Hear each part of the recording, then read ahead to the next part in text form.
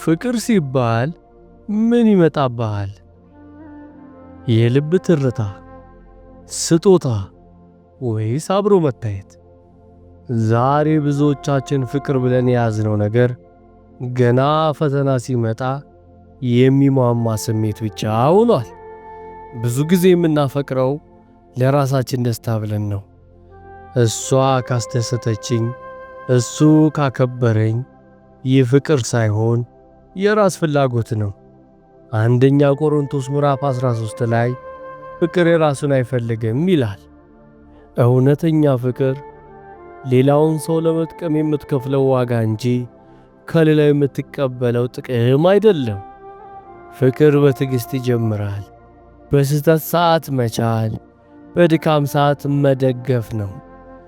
ዛሬ ወጣቱ ጋር የጠፋው ይህ ነው። በትንሽ ነገር አንጣላም፣ አንቆራረጥም። ፍቅር ግን ታጋሽ ነው፣ ቸርም ነው። የማይታገስ ፍቅር የለም። ስሜት በጊዜ ብዛት ሊቀዘቅዝ ይችላል። እውነተኛ ፍቅር ግን ውሳኔ ነው። ዛሬ የምታፈቅረውን ሰው ምን ላግኝ ብለህ ሳይሆን ምን ልስጥ ብለህ ጠይቅ። እግዚአብሔር ፍቅር ነው። ከእሱ ስትማር ማፍቀር ትችላለህ።